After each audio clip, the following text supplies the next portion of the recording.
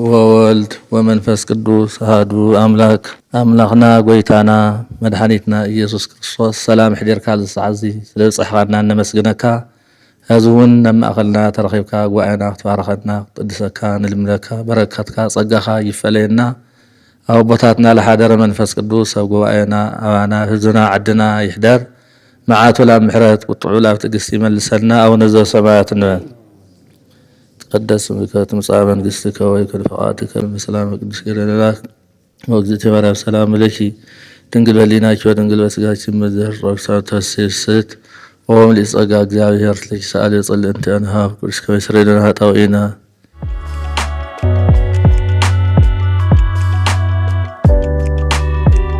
جماعة بسماء وولد ومنفس قدوس هذا أملاك آمين.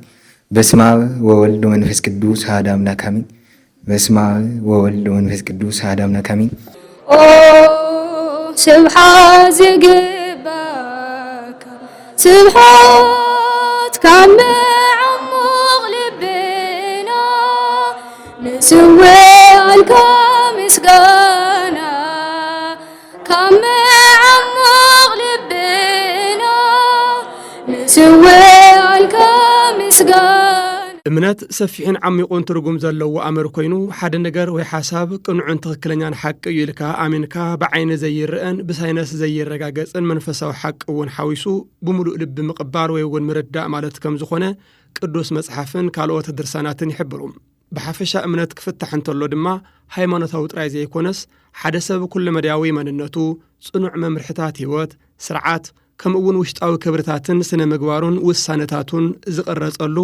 ውሽጣዊ ሕጊ ህይወት ምዃኑውን እቶም ድርሳናት ወሲኾም የስምሩሉ። እዚ ክበሃል እንተሎ ግና ብሃበ ተረኽበ ዘይኮነስ ነውስ ወከፍ ኣማኒ ዝኣምነሉ እምነት ክቕበል እንተሎ ዝምራሓሉን ዝመሓደረሉን ውሽጣዊ ሕግን ስርዓትን ኣለዎ እዩ። ኣብ ተኸተልቲ እምነት ኦርቶዶክስ ተዋህዶ ድማ ዝተሰርዑ ስርዓታት ዝተደንገጉ ቀኖናታትን ሕግታትን ከምኡውን መምርሕታትን ትውፊታትን ምስ ተሰበኹ ስብከታት ብሓፈሻ ኩሉ መድያዊ ኣገልግሎት ወይ ከዓ ተልእኾ ቅድስት ቤተ ክርስቲያን ኣብ መጽሓፍ ሰፊሮም እዮም። ይኹን እምበር እቶም ሰነዳት መብዛሕቲኦም ብልሳነ ግእዝን ቋንቋ ኣምሓርኛን ተሰኒዶም ንብርክት ዝበለ ዓመታት እናተሰጋገሩ ስለ ዝመፁ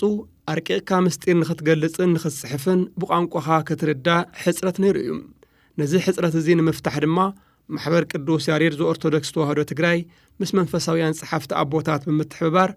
11 ብልሳነ ትግርኛ ዝተጻሕፉ ዝተፈላለዩ መንፈሳውያን መጽሓፍቲ ተሓቲሞም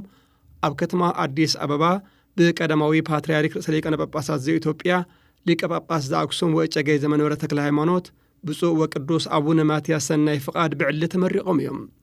እቶም መጽሓፍቲ ናብ ተምሃሮ ሰንበት ንምብጻሕ ድማ ዳግም ኣብ ሕንበርቲ ትግራይ ኣዳራሽ ሃገረ ስብከት ከተማ መቐለ ኣቦታት መራሕቲ ሃይማኖት ሓላፊ ቢሮ ባህልን ቱሪዝምን ተምሃሮ ሰንበትን ዕድመ ዝተገበረሎም ኣካላትን ኣብ ዝተረኸብሉ ስነ ስርዓት ምረቓ ብምስላጥ ኣብ ድሮ መዓልቲ ስውኣት 14 ሰነ 2018 ዓመተ ምህረት ብዕሊ ተመሪቖም እዮም። ኣብ 50 ኣብያተ ክርስቲያን ከተማ መቐለ ናብ ዝርከቡ ተምሃሮ ሰንበት ብተወከል ተመቢሎም ክከፋፈሉ እውን ብዕሊ ተገንዚብና ኢና። ኣብቲ ዕላዊ ምረኻ ካብ ዝተረኸቡ ሓላፊ ቢሮ ባህልን ቱሪዝምን ኣይተ ዶሪ ኣስገዶም ቋንቋ ትግርኛ ከይዓቢ ብቋንቋና ከይንጽሕፍን ከይንመሃርን ጸላእቲ ኮነ ኢሎም እናሰርሑሉ መጺኦም እዮም።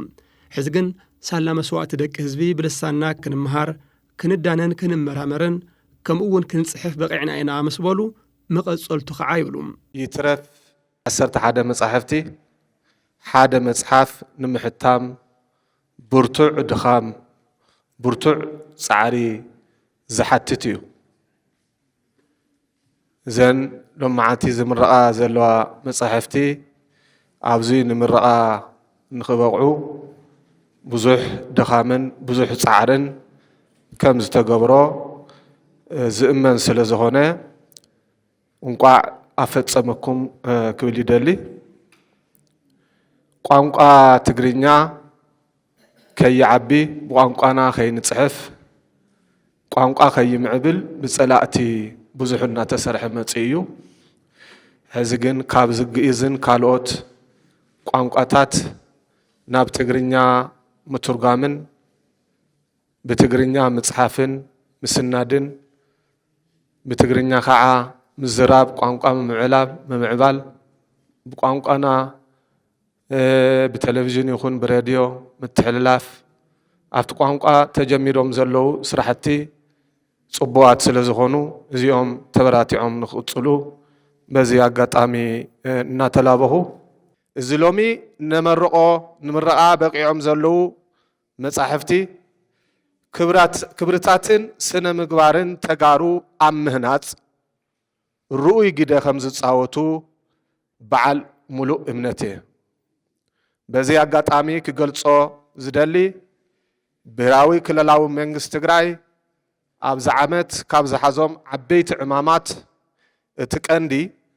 ግዝኣታዊ ሓድነት ትግራይ ምምላስን ተመዛበልቲ ናብ መረበቶም ንኽምለሱ ምግባርን ስለ ዝኾነ ኦርቶዶክስ ተዋህዶ ቤተክርስትያን እዚ ዕማም ኣብ ምሕጋዝን ምድጋፍን ብንጥፈት ንኽትሳተፍ ጻውዒተይ የቕርብ ክብርን ሞገስን ንጀጋኑ ሰማዕታትና የቀኒየለን ዋና መካየድ ስራሕ ሃገረ ስብከት መቐለ ሊቀ ስልጣናት ገብረስላሴ ሕሸ በወገኖም ደቂ ሰባት ናብ ጽቡቕ ክመጹ ምስጢር መጽሓፍቲ ምፍላጥ ከም ዘድልን እወንታዊ ኣረኣእያ ከማዕብሉ ድማ ብልሳኖም ዝተጻሕፉ መጽሓፍቲ ክቐርብሎም ከም ዝግባእ ድሕሪ ምግላጽ ጢሞቴዎስ ምዕራፍ 3 ቁጽሪ 5 ወኩሉ መጽሓፍ ዘመንፈሰ እግዚአብሔር ተጽሕፈ መንፈሰ እግዚአብሔር ዘለዎ ብናይ እግዚአብሔር በረከት ብናይ እግዚአብሔር ጸጋ ዝተጻሕፈ መጽሓፍ ይበቁ ለኩሉ ትምህርት ሰብ ክመሃረሉ ልኽእል ወተግሳጽ በቲ መጽሓፍ ገይሩ ኣእምርኡ ክግበር ዝግብኦ ክግበር ዘይግብኦ ልቡና ለመቕናዕውን ቅኑዕ ምዃን ብየዋህነት ልምምልላስ ዝግበርን ዘይግበርን ከፍልጥ ዝኽእል ወጥበብ ፈሪሃ እግዚአብሔር ቀዳሚሃ ለጥበብ ፈሪሃ እግዚአብሔር ጥበብ ማለት እግዚአብሔር ምፍራሕ فقاد እግዚአብሔር ምምልላስ ወጽድቅ ሐቀኛ ለመኻን ፉሊብ ምዃን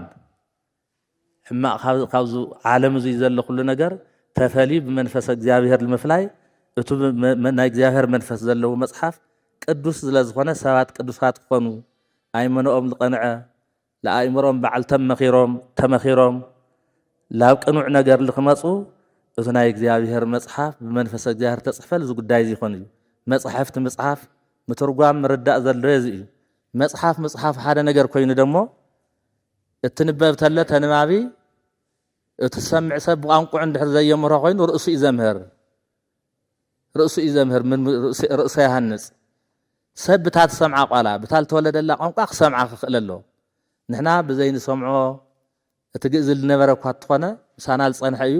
ካሊእ ብካሊእ ቋንቋ እውን ዘይሰምዖ ስለ ዝነበረ ኣብዚ ሰዓት እዚ ግን ሰብ ብቋንቋ እግዚአብሔር አምላክ ዝሃወ ነጻነት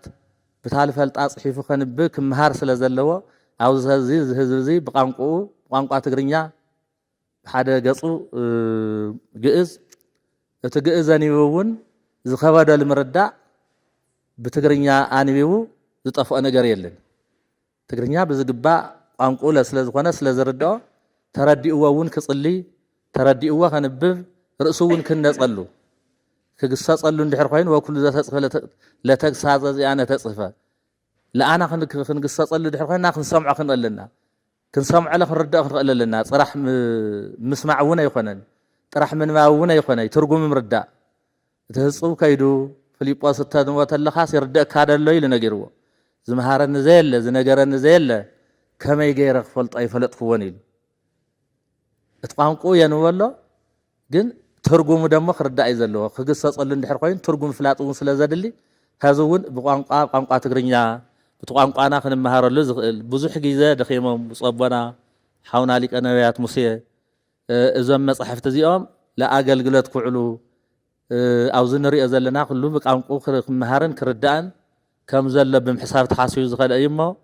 እዚ ናይ መጽሓፍ ኣድላይነት ዝመልክዕ ዝመስል እግዚአብሔር አምላክ ለህዝቡ መጽሓፍ እዩ ዝናገር ናይ እግዚአብሔር መንፈስ ዘለዎ መጽሓፍ ደሞ ልቡና ልምቕናዕ ብጽድቅ ልምምላስ ሓቀኛ ዝኾነ ናይ እግዚአብሔር ፈሪሃ እግዚአብሔር ጥበብ ልምፍላጥ ይሕግዝ እዩ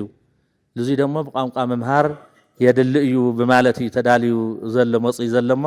ብጣዕሚ ዓብይ ነገር እዩ እቶም 11 ብልሳነ ትግርኛ ዝተጻሕፉ ዝተፈላለዩ መንፈሳውያን መጽሓፍቲ ኣብ ኣዳራሽ ሃገረ ስብከት መቐለ ብዕለ ተመሪቖም ካብ 50 ደብርታት ከተማ መቐለ ዝመጹ ተወከልቲ ተምሃሮ ቤት ትምህርቲ ሰንበት ድማ ደብሮም ወኪሎም ነቶም ዝተበርከቱሎም መጽሓፍትን ተቀበሉ ዝተሰምዖም ተሓጓስ ዕዙዝ ምዃኑ ገለጹ እሞ መጽሐፍቲ ብልሳነ ትግርኛ ተተርጉሞም ምምጽኦም ዝህልዎም ረብሓታት ከዓ ብኸም ዝስዕብ ይገልጹ በጣም ደስ ዝብል መጽሐፍቲ እዮም ተሓቲሞም ቋንቋና ብምዃኑ ካን በጣም ሕጉሳት ኢና ማቲ በኸም ተናገርቲ ትግርኛ ብምዃንና ቋንቋ ትግርኛ መጽሐፍ ተዳልዩ ብምምጻእና ካን በጣም ሕጉሳት ኢና ብቋንቋና አንቢብና ብቋንቋና ተረዲእና ንኽንኸይድ ስለተጻሓፈልና በጣም ደስ ተሐጉስና ነና ሕጉሳት ኢና ንሕና በደቂ ኣንስትዮ ኳኒ ናይ ግእዝ ቋንቋ ከም ምንባብ መጠንና ንንብቦ እምበር ታይብሎ ትርጉሙ እንታይ ክናገር ዘሎ ንኽንፈልጥ የቸግረና ነይሩ ሕዚ ግን ብትግርኛ ተርጉሙ ብምምጽኦና ትርጉሙ ብምታይ ዓይነት ትርጉም ከም ልበና እንዮ ናፈለጥና ናተረደና ንኽንንብቦ ትርጉም ናተረደና ንኽትመዝሙር ይኹንላ ክንዝምር ትምህርቱ ለት መጽሐፍ ለት ናይ ጸሎት መጽሐፍ ነው አሉ ታይ ዓይነት ትርጉም ከም ልህብና እንዮስ ብትግርኛ ኮይኑ ክመጽ ኸለስ ትርጉሙስ ቀጥታ ክርደና እዩ ቅድም ሕዚ ግን ግእዝ ምንም ዓይነት ትርጉሙስ ኣይግለጸና ነይሩ ኣነ ዋዕለይ መጽሐፍ ጸሓፍ ዳኹንኩኝ ና ጸሓፊ ና መከፋፈሊ ጸገም ይፈልጦ እየ እዚ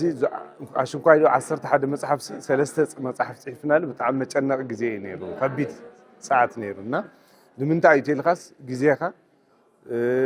ጉልበትኻ ገንዘብኻ ህሊናኻ ሁሉ ኢኻ መስዋዕት ትገብር እዚ 11 መጽሐፍ ድማ ብዙሕ ብፍላይ ቋንቋ ትግርኛ ምዕባይ ስለ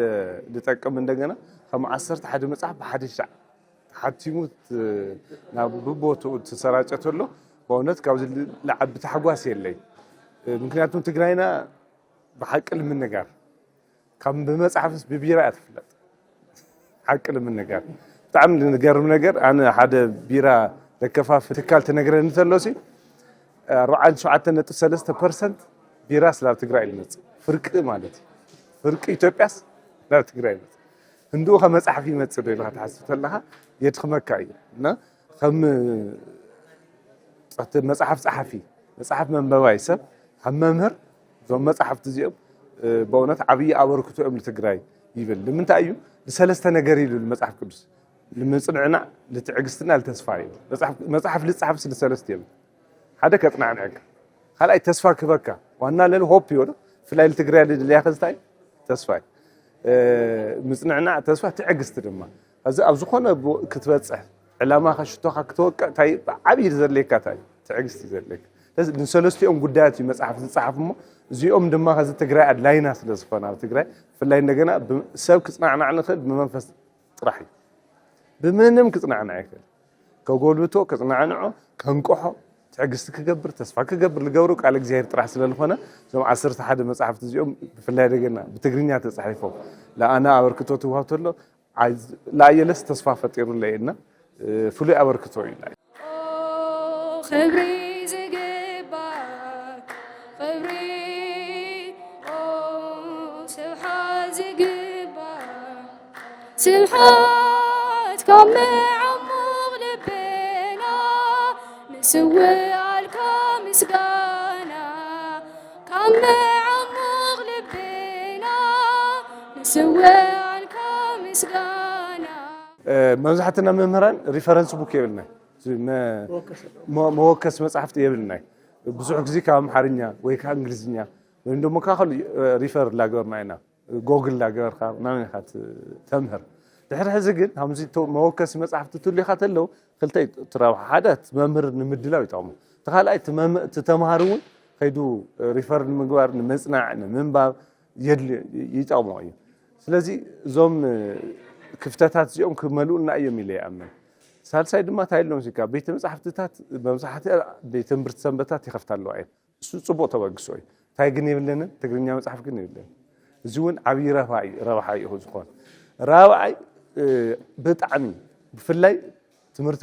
ቢሮ ትምህርት ክሓስወሉ ልግባእ ኢለ ልሓስብ ኣነ ልሓስብ ኣብ መጽሕፍቲ ትኩረት ገይሩ ክንቀሳቀስ ኣብ መጽሕፍቲ ትኩረት ገይሩ እንድሕር ተንቀሳቀስ ብጣዕሚ ሓደገኛ እዩ ኣብ ሓደጋ ለይልን ታይ ጎዲልዎ ትምህርት ቢሮ ትምህርት ተልካን ግብረገብ የለ ቀደመን ሕና ሳላ ግብረገብ ቢና ዘጽና እርግጠኛ ያው ዘለኹም ጋዜጠኛውን ንሽተይ ዳባይ ተመሳሰሉ ትኾኑኩም ዕድመኹም ኣነ 50 ሚሊዮን ነው ኣብዚ 50 ዕድመ እዚ ሳላ ቤተክርስትያን ብግብረገብ ዘምጻትኒ ዋላ ኣብ ኤሌመንተሪ ግብረገብ ተማሂርና ኢና ንሕና ሎም እንደገና ቴክኖሎጂ መጽኡ ሞባይል ይሕዝለው እዮም ቆልዑ ዝግብረ ገብዚ ወይ እንደሞ ስነ ምግባር ዘምህሩ መጽሓፍቲ እንድሕር ዘይሞጽኦም ኣብ ካሪክለም እንድሕር ዘይኣትዮም ትግራይ ኣብ ሓደጋ ኢና ወዲቕና ነና ኣብዙና ዓለም ግሎባላይዜሽን ያነ ከም ትፈልጦ ግሎባላይዜሽን ዓብይ ጽዕንቶ ኣሎ ብባህልኻ ብስነ ልቦናኻ ብኩሉ ነገር ጽዕንቶ ስለ ዝገብር ኣብ ቆልዑ ግብረ ገብ ምእንታን ከስፍሕ መጽሓፍቲ እዚኣቶም ቢሮ ትምህርቲ እውን ክጥቀመሎም ኣለዎ ኢለ እየ ዝሓስብ ህፃነ ወእሞ ህፃነ ወእሞ ህፃነ ወእሞ ህፃነ ወእሞ ህፃነ ወእሞ ህፃነ ወእሞ ክልኤሆሙ ፈጽሞ ገለሙ ክልኤሆሙ ፈጽሞ ገለሙ ክልኤሆሙ ፈጽሞ ገለሙ ክልኤሆሙ ፈጽሞ ገለሙ ተጸሪፍና ኮይን ሓቂ ንምንጋር ቅርሽኻ ከይጠፈካስ ኣብ ምንታይ ኣቕምጦ ሰሚዕኻ ትኾነ ኣብ መጽሓፍ ኣቕምጦ ሃይማኖት እዩ መጽሓፍ ስለለየምቡስ ኣይረኽቦን እዩ እስካዕ ሕንዲ ንዓናስ ኣላጊጾምና እዮም ዲና ግን ከምኡ ዲና ነርና ንሕና እኮ ካብ ዘመነ እምኒ ናብ ዘመነ ብራና ልመጻና ኢና ካብ ዘመነ ብራና መሐተሚ በፂሕና ኢና ወዶ ልሜጋ ንምን በፂሕና እየን ኮ ላውዚ በፂሕና ሲ ኣንባብ ግን ወለዶ ንምንታይ ኢና ለይፈጠርና ክበሃል ተሎ ንሕና ተየበረታትዕና እዩ ንምንታይ ተንቢብካ እንታይ ትርባሕ ዝብል ብብዙሕ ክንሰርሕ ኣለና እዚ ብዙሕ ግዜ ክሰምዕ እዩ ቃሕ ልብሎም ብናይና ማሕበረሰብ ከንብብ ቃሕ ይብለ እዚ ገጠር ተኸይድካ እኮ ሬድዮ ሒዝኻ ትረኽቦ መጽሓፍ ሒዙ ግን ትረኽቦ ኣይትረኽቦ እንታይ እዩ ፀገምና እንተና ናብ ምንባብ ባህሊ ስለ ዘይሰልጠና ላብቲ ስልጣነ እሱ የመፃና ክነምፅኦ ክንኽእል ንምንባብ ዚ እንታይ ኢና ማለት ቁሩባት ይኾንና ማለት እስካዕ ሕንዲ ኣድኺምና ኢና ማሕበረሰብና ለዚ እና ሲቪክ ማሕበራት ና ቢሮ ትምህርቲ ዋላ ንሕና ናይ ሚድያ ሰባት ኩሉ ሲ ኣብ ምንባብ ወዲሁ ክኸድ ማሕበረሰብና ኣዚና ክንሰርሕ ኣለና ኣብ ቲክቶክ እንዮ እዩ ሓፂር ስለልፎትና ኢና ማሕበረሰብ ቲክቶክ ፀገሙ እንታይ እዩ ሴፍ ኣይትገብሮይ ህንደይ ሜጋባይት ኢልካ ትሕዝ መጽሓፍ ግን ተቐምጦ ትኽእል ኢኻ ንዓኻ ጥራሕ ኣይኮነን ንወለዶ እውን ተሳግሮ ሓደ ዓርክና ነይሩ ሲ ዋላ ኣነ ተለይም በኸውስ ደቀ ከምብዎ እዮም ላልስ ለገዛሕ ዓርከይ እኒዮ ላ እየ ትፈልጦ እንታይ ማለት የንብብ ይኮ ግን እንደየናይ ተበግሶም ለለውና ደደቅና እሱ ክነብሩ ሰለና ቤተክርስትያንና ኣብዚ ኣስፊሓ ናብ ባዕላ ጉዳይ ስለልኮን ንሕናስ ብመጽሓፍቲ ንሕመ ብዘይማይ ንሕመ ብምንታይ ኢና ቤተክርስትያን ኩሉ ሙልእቲ እያ ግን ናብ ወለዶ ኣብ ምስጋር ፀገም ስለለለና ካብ ባዕለይ ጀሚሩ ብተበግሶ ክንሰርሕ ይግበአና እዩ የኽብረለይ ዕድሜ ጥዕና ያህሉ ዋና መተሓባበሪ ማሕበር ቅዱስ ያሬድ ዘኦርቶዶክስ ተዋህዶ ትግራይ መንእሰይ ሰሎሞን ኣብርሃ በወገኑ ማሕበሮም ኣብ ዓይንን ብርክን ቅድስት ቤተ ክርስቲያን ዝኾኑ መናእሰይን ልበ ንጹሃን ህፃናትን ትኹረት ገይሩ እናሰርሐ መምጽኡ ድሕሪ ምሕባር መቐጸልታ እትሕሉፍ ስራሕቶም ድማ ኣብ ኣብያተ ትምህርቲ ሰንበት ዝተገበረ ዳህሳስ መበገሲ ብምግባር ሕፅረት መወከስን መምህርን ብልሳነ ትግርኛ ዝተጻሕፉ መጽሓፍቲ ከም ዘለው ስለ ዘረጋገጽና ይብሉ ዕላማታት ኢልና ካብ ዘርዘርናዮም ሓደ ተወለዶ ብልሳኑ ብቋንቋኡ ንኽምሃር ምግባር እዩ ነዚ እውን ተኸታተልቲ ዘተታት ንገብር ኢና ምስ መናእሰይ ኣብያተ ትምህርቲ ሰንበትን ምስ ሊቃውንተ ቤተ ክርስቲያንን ናይ መጽሓፍቲ ቋንቋ ትግርኛ ግዕዝ ሕፅረታት እኒአው እዮም ተበጻሕነቶም ቶም ናይ ቀደሙን ብራና ዝተጻሓፉ እዮም ቶም ናይ ሎሚ እውን ብቋንቋ ክንዲ ዝኣክል ኣይኮነን እሞ ሕፅረት መምህር ሓገዝ እኒአና ስለ ዝበሉ ኣብያተ ትምህርቲ ሰንበት ንሳቶም ብኮርስ በጊዜኡ ካሪከለም ተቐሪጹሎም ንኽመሃሩሉ ሓሳብ ጌርና ኢና እዚ ነገራት እዚ ንሰርሑ ዘለና እቶም ሎማ ኣንቲ ዝተሰራጨው 11 መጽሓፍቲ 4 ብብፁዕ ኣቡነ ሳሙኤል ናይ ልምዓት ኮሚሽን ተራድኦ ሊቀ ጳጳስ ዝተጻሕፉ እዮም ወንጌል ቅዱስ ብግዕዝን ትግርኛን ወንጌል ቅዱስ ብትግርኛ ከምኡ እውን ሃይማኖተ አበው ብግዕዝን ብትግርኛን ካብኡ ከዓ እንደገና ዝነበረን ዘለውን ታሪክና ዝብል ታሪክ ቤተክርስቲያን ብሕፅር ብዝበለ መንበብቲ ብዝምጥን መልክዑ ተዘጋጅዩ ኣሎ ያው ብዙሕ ግዜ ይጻሕፍ ነይሩ ታሪክ ቤተክርስቲያን ግን ተሓቃዊ ካብ ጽዮናዊት ኦርቶዶክስ ተዋህዶ ቤተክርስቲያን ጀሚሩ ዘሎ ታሪክ ቅድሚኡ እውን ዘሎ ፈተናታት ማእኸል ገይሩ ዝተጻሕፈ እዩ ቶም ካልኦት ከዓ ያው ንኣብያተ ትምህርቲ ሰንበት መገልገሊ ዝኾኑ 7 ናይ ኮርስ መጽሓፍቲ እዮም ነገረ ክርስቶስ ነገረ ማርያም ነገረ ቅዱሳን ኣእማደ ምስጢር ትምህርቲ ሃይማኖት ዝመሳሰሉ እዚኣቶም 7 መጽሓፍቲ ንኣብያተ ትምህርቲ ሰንበት ንመምህር ሓገዝ ክውዕል ተሓሳቢ ተገይሩ ተዘጋጅ እቶም ብልሳነ ትግርኛ ዝተሓተሙ 11 መጽሓፍቲ ካብ ሕዚ ጀሚሮም ኣብ ዕዳጋ ከም ዝርከቡን ካብቲ መድረኽ ምግንዛብ ክኢልና ኢና ከምቲ እናተገለጸ ጸንሐ ድማ ስነ ስርዓት ምረቃን መከፋፈልን እቶም መጽሓፍቲ ፍሉይን ረዚንን ዝገብሮ እቲ ትሕሶ ጥራይ ነበረን እቲ መረጻ ግዜ እውን እዩ እቶም መጽሓፍቲ ንንባብ ዝወቕዕሉ ዘለዉ ምእንተ ኩሉ መዳያዊ ህላወ ትግራይ ክብሉ እንኮ ህይወቶም ከይበቕቑ በጀ ህዝቢ ዝኾኑ ጀጋኑ ደቂ ህዝቢ መበል 38 ዓመት ኣብ ዝዝከርሉ ምዃኑ እዩ ህይወት ንዝሃቡ ስዋኣት ብቓልን ብፍልጠትን ምዝካር ድማ መስዋዕት ማለት ንጽባሕ ክትብል ናይ ሎም ህይወትካ በጃ መሃብን ካብ ኮነ ጀጋኑ ብደሞም ዘኽበርዋ መሬት ወለዶ ብፍልጠትን ክእለትን ክሃንጻ ከም ዘለዎ ዘዘኻኽር ፍጻመ እዩ ታሪኽና ክንዕቅብ መንነትና ክንኽብር መንፈሳዊ እምነትና እውን ብግቡእ ክነበርኽ ነቶም ህይወት ዝሃቡ ስዋኣትና ከዓ ብስራሕን ብፍልጠትን ክንክሕሶም ነንበብ ክንዕንብብ መልእኽትና እዩ ሰላም